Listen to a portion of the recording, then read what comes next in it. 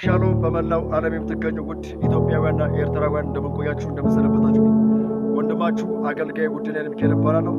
ዛሬ በፊታችሁ የማቀርበው ከመጽሐፍ ቅዱስ ክፍል 12 ቁጥር 36 ላይ ያለውን አብረን የምናየው ነው። ጌታ ኢየሱስ ክርስቶስ ዘመናችሁን ይባርክ። በቅድሚያ ይሄን ፕሮግራም ሰብስክራይብ እና ላይክ ሼር ያደረጋችሁ ቤተሰቦች ትችላላችሁ። እንደዚህ የሚል ቃል እናገኛለን በዛው ክፍል ላይ እግዚአብሔርም ለሕዝቡ በግብፃውያን ፊት የፈለጉትን እንዲሰጧቸው ሞገስን ሰጠ፣ እነርሱም ግብፃውያንን በዘበዟቸው ይላል። እግዚአብሔር ለማን? ለሕዝቡ ለእስራኤል ሕዝብ እግዚአብሔር አምላክ ሞገስን ሰጠ። ግብፃውያንን የሚበዘብዙበትን ሞገስ ሰጣቸው። ሲጠይቋቸው እንዲከናወንላቸው ከእግዚአብሔር ዘንድ ለእስራኤላውያን ሞገስ ተሰጣቸው። እግዚአብሔር አምላክ በእስራኤል ላይ ያስቀመጠው ሞገስ ነው። ወገኖቼ ዛሬ ከእናንተ ጋር አብሬ ልጸልይ እወዳለሁ። መጽሐፍ ቅዱሳችን እንደሚናገረው ሰው ከመበዝበዙ በፊት ሰው ከማግኘቱ በፊት መጀመሪያ የሚያስፈልገው ሞገስ የሚባል ነገር ነው። እግዚአብሔር አምላክ ሞገስን ካልሰጠ፣ እግዚአብሔር አምላክ ሞገስን ካላስቀመጠ ማንም ሰው ስኬታማ መሆን አይችልም። እስራኤላውያን በግብፅ አገር ተቀምጠው እያለ እግዚአብሔር አምላክ ያስቀመጠው መጀመሪያ ሞገስን ነው። ዘጸአት ምዕራፍ 3 ቁጥር 22 ላይ እንደዚህ ይላል። እግዚአብሔር አምላክ ለሙሴ እንደዚህ ብሎ በራእይ ተናገረው።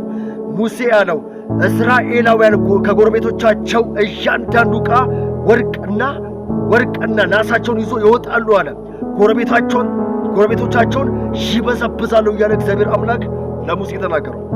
ወገኖቼ እዚህ ክፍል ላይ ደግሞ ስንመለከት እግዚአብሔር አምላክ ለሕዝቡ ሞገስን ሰጠ የሚል ቃል እናገኛለን። ብለን የፈለግነውን የምናደርግበት ነው። ሰው ሞገስ ከሌለው ካልተቀበለ፣ ማንም ሰው ከእግዚአብሔር ሞገስ ከሌለው ካላገኘ የፈለገውን ነገር ማግኘት አይችልም።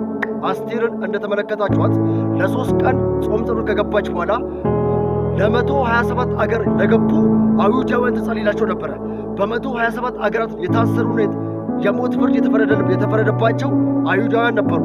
አስቴር ጾም ጸሎትን ስትገባ እግዚአብሔር አምላክ ሞገስን ሰጣት።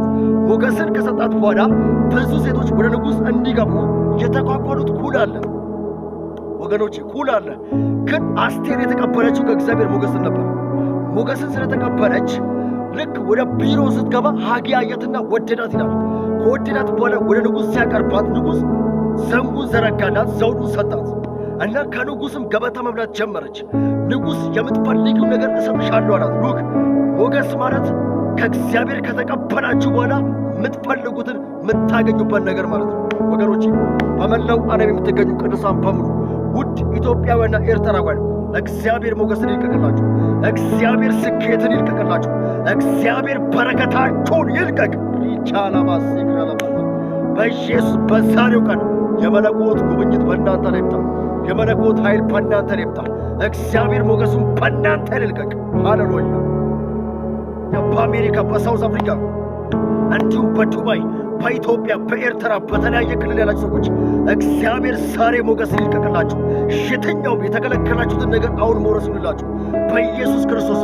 እንዲሁም ታማችሁ በአልጋ ላይ ያላችሁ፣ እንዲሁም በሆስፒታል የተኛችሁ በጌታ በኢየሱስ ፈውሳችሁን ተቀበሉ። ፈውሳችሁን ተቀበሉ። ፈውሳችሁን ተቀበሉ። ፈውሳችሁን ተቀበሉ። እግዚአብሔር አምላክ ሞገሳችሁን ዛሬ ይልቀቅላችሁ። እግዚአብሔር ፈውስን በአካላችሁ ላይ፣ ሰውነትን በሰውነታችሁ ላይ፣ አካላችሁን እግዚአብሔር ይፈውሰው። ደማችሁን ይፈውሰው። ስጋችሁን ይፈውሰው። ሐሳባችሁን ይፈውሰው። እግዚአብሔር በአልጋ ላይ የተቀመጣችሁ በናዝሬቱ በጌታ በኢየሱስም እግዚአብሔር ፈውሱን ይላክላችሁ። ቃሉን ላከ፣ ፈወሳቸው፣ ከመከራ ስጋትም አዳናቸው እንደተባለ በጌታ በኢየሱስም ፈውሳችሁን እንድትቀበሉ ጸልያለሁ። ከአልጋችሁ መነሳት ይሁንላችሁ። ከደዌያችሁ ነፃ መውጣት ይሁን።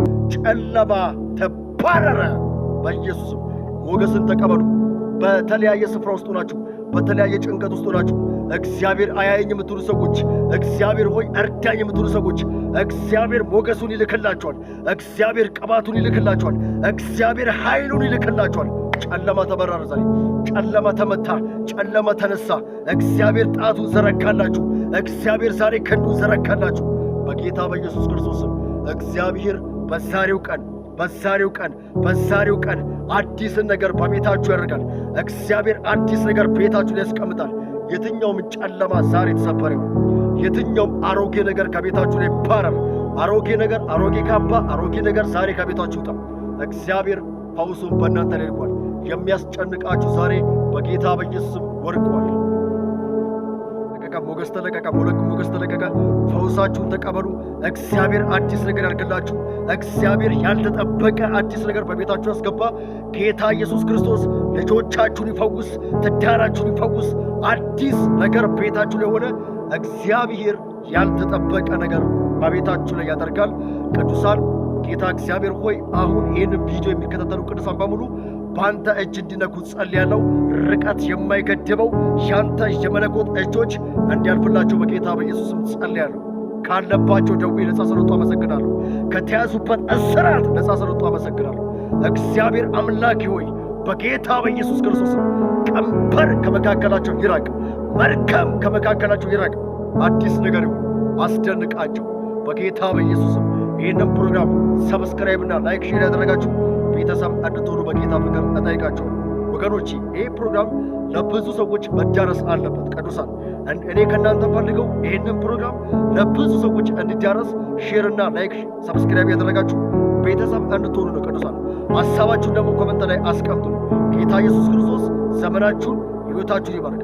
አዲስ ምዕራፍ በፊታችሁ ሊከፈት፣ ቀንበር ደግሞ ተሰበረ፣ አዲስ ምዕራፍ ተከፈተ። ጌታ ኢየሱስ ይባርካችሁ። ወዳችኋለሁ። መልካም ቆይታ። ሻሉ